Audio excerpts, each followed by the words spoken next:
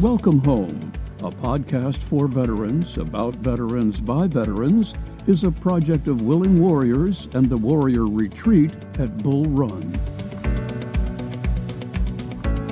Good morning. I'm your host, Larry Ziliaks, Director of Culinary Services here at the Warrior Retreat at Bull Run. And this week, our guest is Fran.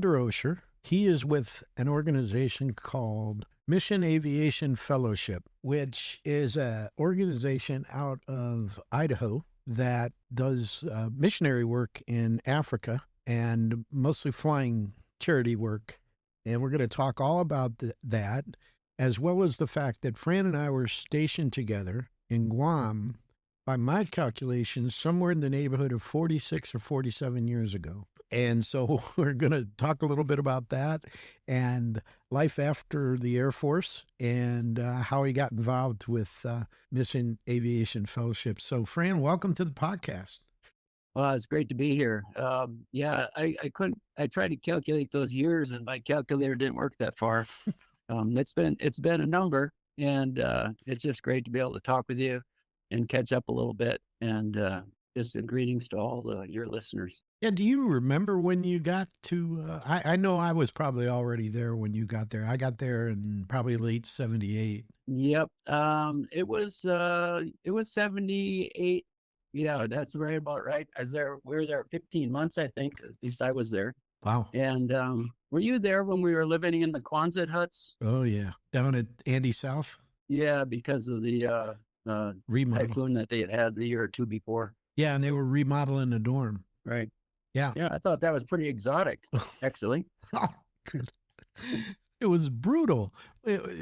Just so people understand, I got there, and it was a couple months later when they came and they said, "Oh, pack your stuff. You're going down to Andy South." And I'm like, "What does that even mean?" And it said, "No, it's barracks down there. We're going to remodel the barracks you're in now." I said, okay, how long is that going to take? And they said, about 6 or 8 months. I'm like, holy cow. And they took us to these Vietnam-era concrete dormitories down there with no air conditioning. And we were working midnights, right? We were working 4 to midnight or midnight to 8. And which meant we were sleeping during the daytime, the hottest time of the day. And man, it was tough. It was tough. Yeah, I do remember. It's pretty brutal. I mean, you think you're coming to a beautiful new location, and then you end up in the jungle just cooking. So there's a lot of great things about Guam, but that was not necessarily one of them. No, that was tough. Beautiful island. I learned to scuba dive there, which I love. Did you dive with us? I don't remember. Yeah, I think I did, unless you were before me on that. Did you go on it's a 100-foot depth dive to an old wreck? Yes, the checkout dive that we did in the harbor down at the Navy base, because it was the Navy guy that taught us. Right.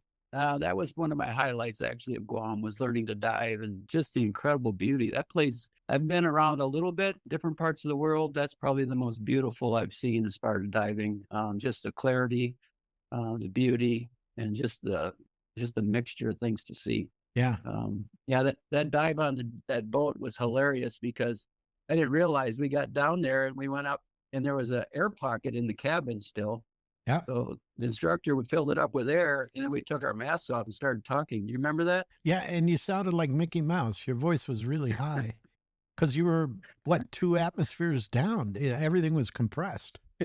Yeah, I wasn't expecting that. It was hilarious. That was a good laugh. Yeah. But man, that was gorgeous. The only thing I didn't like about that was it was inside what was called a shipwreck called the American Tanker, and it was a tanker used during World War II that was sunk in the harbor. And when it sunk, it listed sort of at a, 45, 50 degree angle, which caused that pocket to have. But you had to go through the tanker to get there. And if you were first with the instructor, that was great. If you were last, there was so much silt kicked up from the other divers that I was super claustrophobic. I did not like that. I was certain something was going to come out of nowhere and eat me. And I got in there. I said, "Oh yeah, this is great. Let's get out of here." And then we just rallied. We rallied on the deck, the front part. And then the whole idea was everybody was going to pop their BC and you just shoot up to the surface at about, I don't know, 70 feet, just constantly exhaling. The whole thing was just crazy. Yeah. Yeah, that was a great time. I remember another time, I think you guys were all going diving just outside the reef, and I guess I opted out. And it turns out a storm came up out of nowhere, and you guys had a really rough time out there. And that's one of the things I remember. Yeah, I remember we got sucked out outside the reef through a cut that was in the reef where the power plant water rushed out, and it sucked us out. And then while we were outside the reef, everybody got separated. And everybody mostly came in. Paganelli and I came in, but we got caught up on the reef and we got pounded into the reef by wave after wave, and had to go to the clinic and kind of get patched up. Got the night off, but yeah. Other than that, everything was pretty safe and fun to dive in Guam. It was a great assignment. Do you remember when you took us down for the tour of your brother's ship down at the other end of the island? Oh yeah, the Hunley. Yeah, it's a subtender. My brother David was. He just happened to be in Guam the time I arrived, so he actually picked me up at the airport and got me to the station, and that was really cool. And so we hung out a little bit, and then he was able to take us over and give a little tour. So that was kind of special. Yeah, I do remember that. I'll tell you what I remember the most out of that was we got there, and you have to wait to get signed into the ship. You know, you just can't walk on board. And there's a gate shack there, and there's a Marine in the gate shack who's guarding the entrance, because the Marine Corps provides security for the Navy, especially when they're in port like that. And so we were standing there, and Johnny Walker was with me, and I don't know, you guys were all standing outside the little hut, and Johnny and I were in there, and I started looking at this Marine, and I noticed that he just had an M16. And you remember what it was like when we went to work. We were cops up the other end of the island guarding the nukes and guarding the B-52s. The amount of nonsense that we carried to work, M16s with grenade launchers, M60 machine guns with 500 rounds in cans, and you had 2 ammo packs on your belt with 3 magazines each, 30-round magazines. And I'm looking at this Marine, and he doesn't have anything. And I said to Johnny, Johnny, this guy, he doesn't have anything. Where's his ammo? And Johnny was looking at me like, I don't know where. And finally I said, Marine, where are your bullets? And he said, I'm sorry, sir, you have to wait outside. And I'm like, okay, yeah. So we went out, and then your brother showed up, and I asked him, I said, this guy didn't have any bullets. He said, oh, they don't give him bullets. He says they teach him to kill, and they don't want him just shooting some drunk Marine who comes back to the ship, late at night and gives him a hard time. And I said, that makes sense, I guess. Yeah. But that was fun. And I'll tell you what, when we had that tour, when we were done, I was never so glad that I had joined the Air Force than seeing the way your brother and them lived down there on that ship. You and me both. All my brothers actually, one was in the Army just a short time, but the other 2 brothers were in the Navy. And I never could understand. I'm glad I chose the Air Force. Yeah. It's way much better for me anyway. Yeah, for sure. For sure. So you were there about 15 months. I was there 3 years, 2 months, 18 days, 10 hours, and 32 minutes. Was that your last duty assignment, or where'd you go after that? Oh, you're such a hoot. That's pretty good, right down to the minute. Yeah.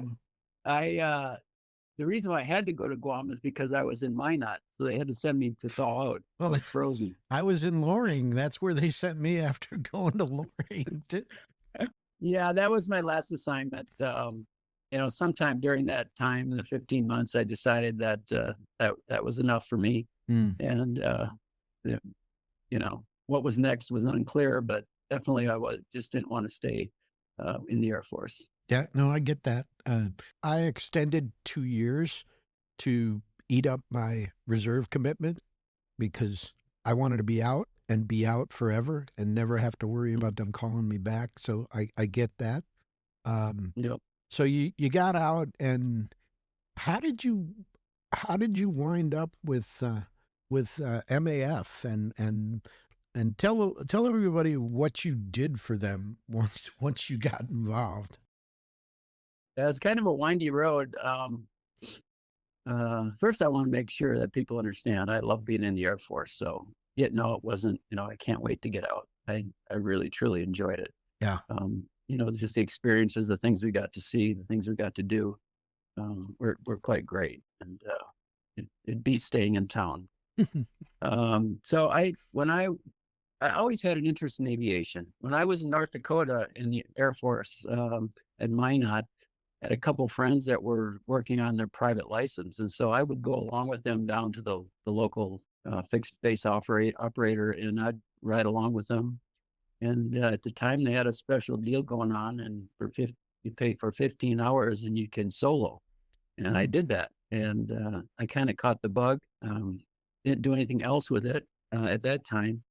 And so I got out of the Air Force. I went to a small community college in Marinette, Wisconsin. I lived in Menominee, Michigan. Wow. And I just, started talking to some of the instructors and the folks that I was working with. And they knew I had an interest in aviation. I said, hey, why don't you try the technical school down in Kenosha, Wisconsin, called Gateway Technical Institute.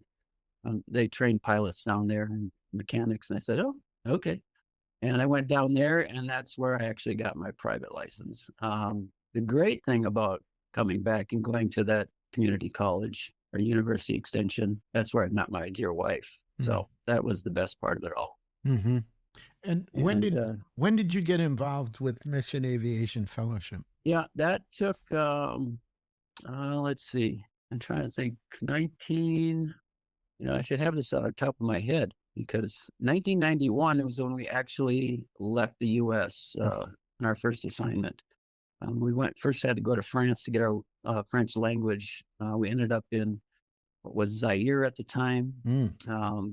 So that's when we started. I mean, the reality is it took another 5 years of school at Moody Aviation, it was called, in Tennessee at the time. They're no longer there.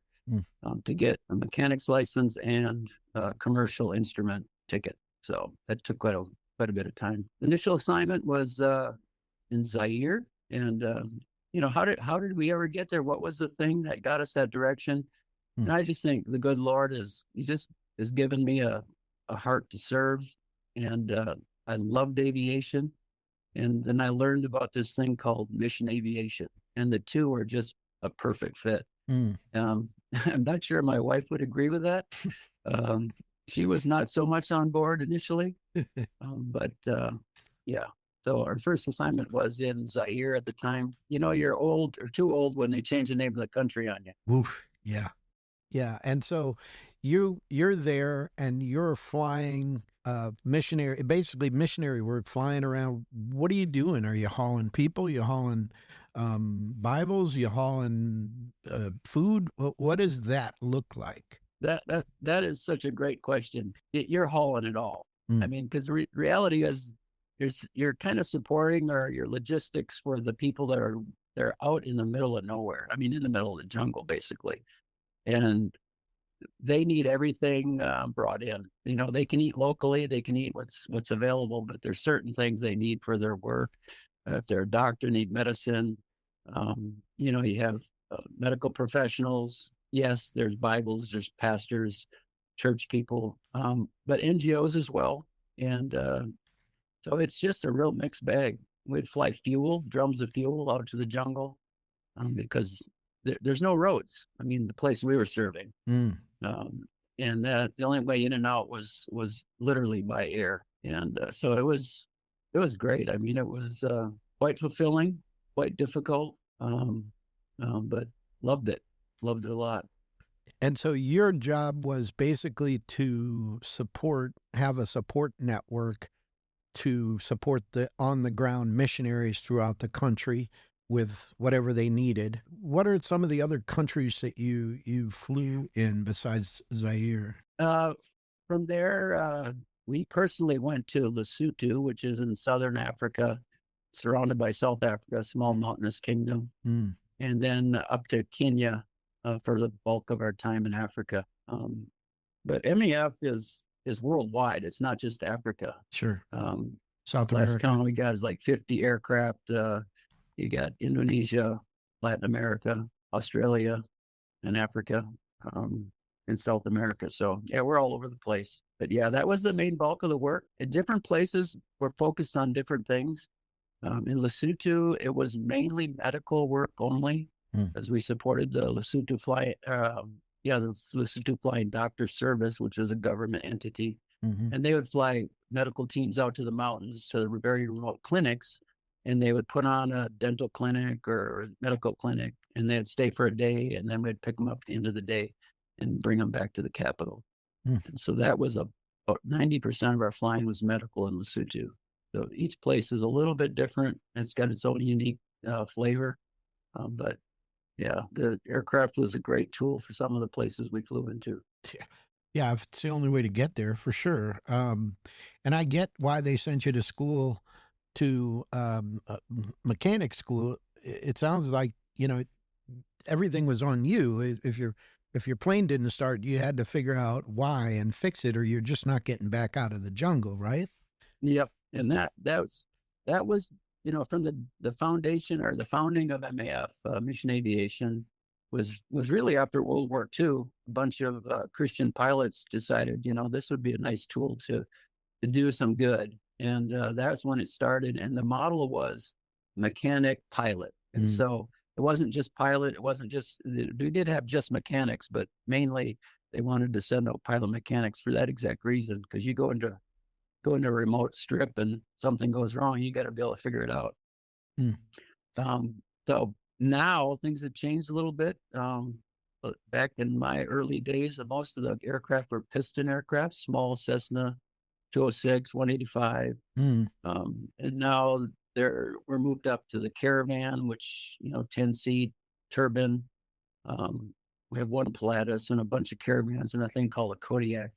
So it's a lot more complex, and so it's become a lot more. It's no longer a mix of pilot mechanic. We have mechanic specialists now, especially for the more what's the word? Real plane, fancy real plane, not like a car with wings. Yeah, that's how old you are. Nice. I mean, they got you around. That's how old you are.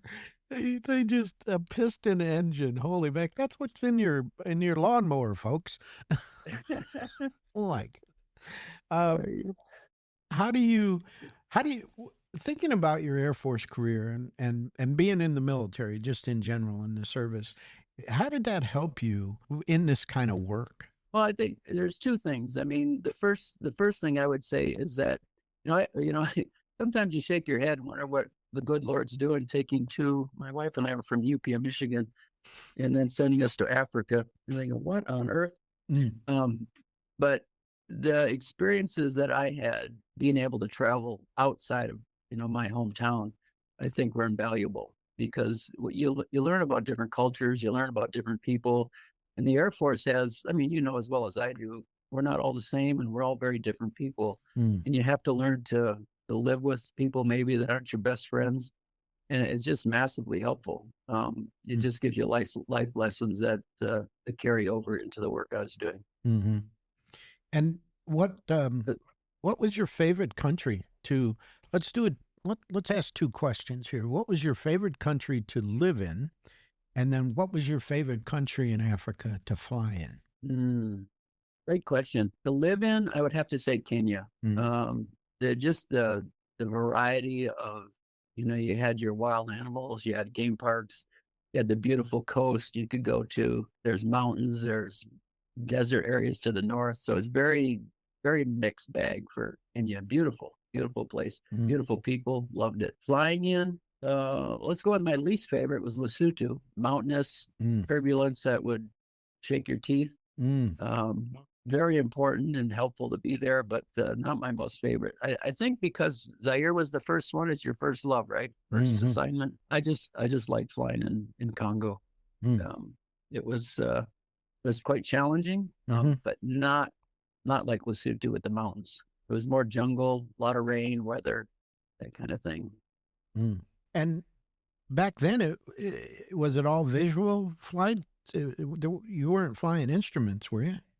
No, we never flew instruments. Things that modernize a little bit. There's some of our programs that do fly instrument now. I'm back, but our first assignment, there really was no equipment on the ground that would allow it to fly instrument. Yeah, I guess. The airport we flew into had a beautiful VOR, which is, piece of equipment that you can track with an airplane, Mm. but it just wasn't plugged in. So that was unfortunate. I guess if you don't have electrical power, it's not going to do you any good. Oh my goodness. So, yeah. Yeah.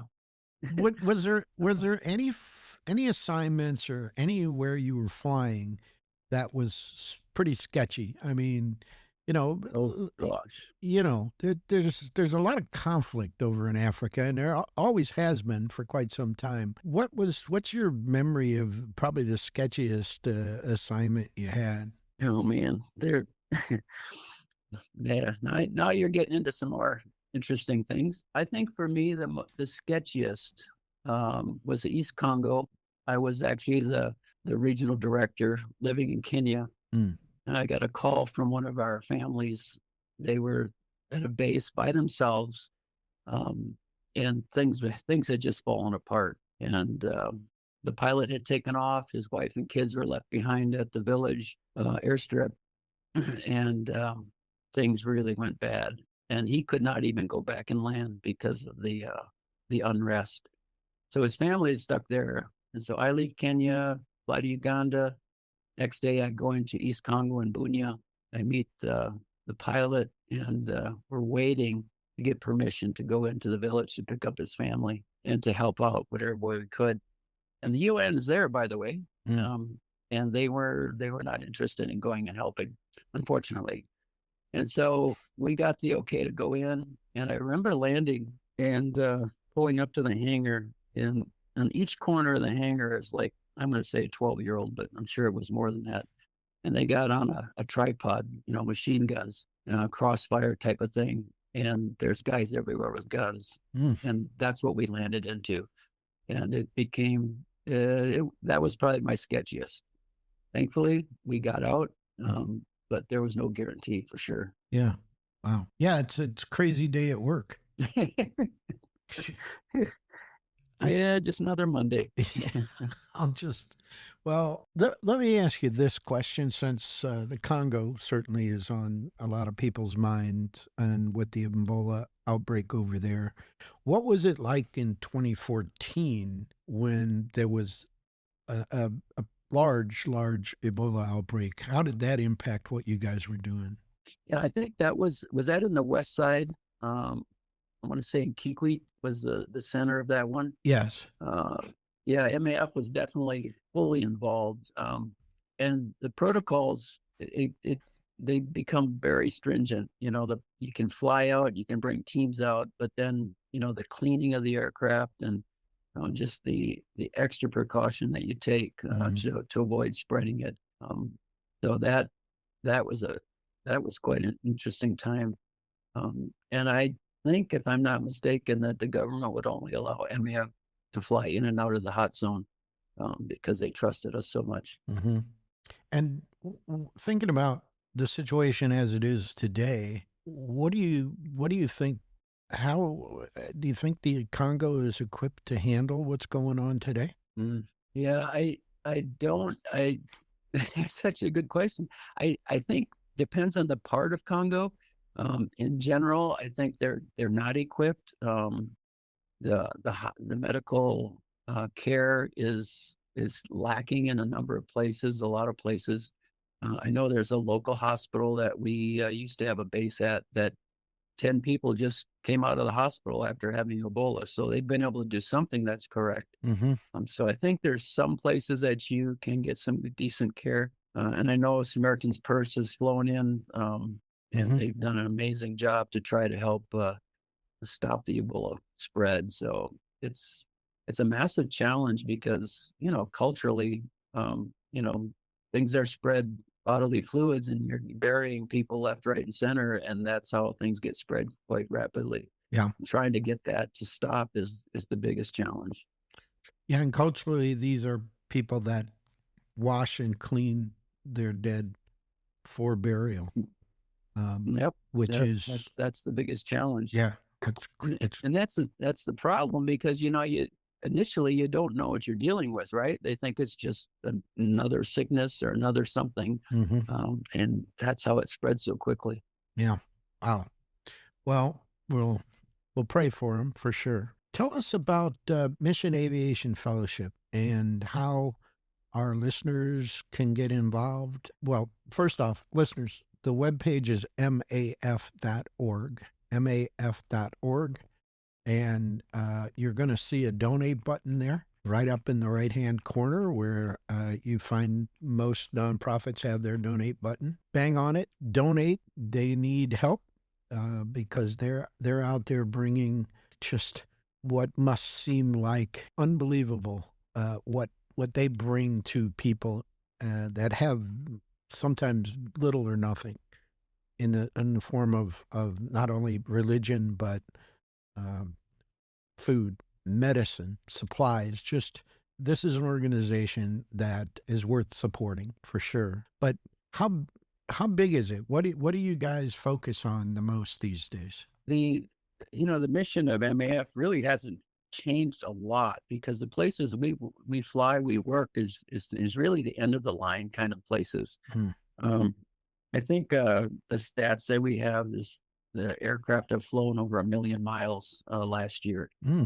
So it's a lot of work that's going on, and it tends to be pretty much the same kind of things. It's medical related, church related, mission related. And you're right. There's sometimes there's Bible translations that get completed, and that's quite an amazing event when you fly out cases of Bibles to people who have never seen the Bible in their own language. Hmm. So that's quite amazing. But it's those kind of works that we do. And how do you get involved? I mean, we're always looking for folks that have been led by the Lord to say, "Hey, I want to use my gifts in this way," and you have to come with your, commercial instrument ticket already. I mean, I just found out yesterday one of the guys that's here with his wife, they're having their third baby, I think. He was a former C-130 driver. Hmm. Um, Wow. that was interesting. Didn't realize that. And one of the VPs here is he flew fighters in the Air Force, Wow. and so we got quite a mixed bag of people that come through. And if someone feels that that's something they want to do, that's wonderful. We need mechanics, of course, and there's teachers. We're always looking for teachers and administrators, and you can look on the website. It's a never-ending need. It's a challenging job, but it's very rewarding. Yeah, math.org. You can look at it, and yeah, come on, join us, pray How for us, give. how Great. how long how long did you fly for them over in Africa? Uh, my wife. Let's see. I'm trying to think how many years. We were like 23 years in Africa. I shifted out of everyday flying because I went into management. So I would say probably 14 of that was flying, and then the rest was more on the administrative management side of life. Oh, well, God bless you. And listeners, look, if you fly and you want to find a way to give back and this is your calling, you want to go to the webpage and check it out, maf.org. This is a great way to put your skills to work helping people. There's no way that this work isn't incredibly rewarding. So think about that when you have you're separating from the Air Force or the whatever flies. Everybody flies. Every branch flies something. And maybe this is for you. You don't have to do it forever like Fran. You can do it for a while. I'm sure they don't. It's not like Hotel California. So, listen, this is a great way to give that. Listen, if you don't fly, you know, if your version of flying is sitting in the back of the plane, like in first class, hit the donate button. Give what you can. I'm sure they need money for parts. They need money for fuel. They need money to feed people. They need money to buy new planes. I mean, you can only fly these things for, I don't know, 30 years or so before they just fall out the sky.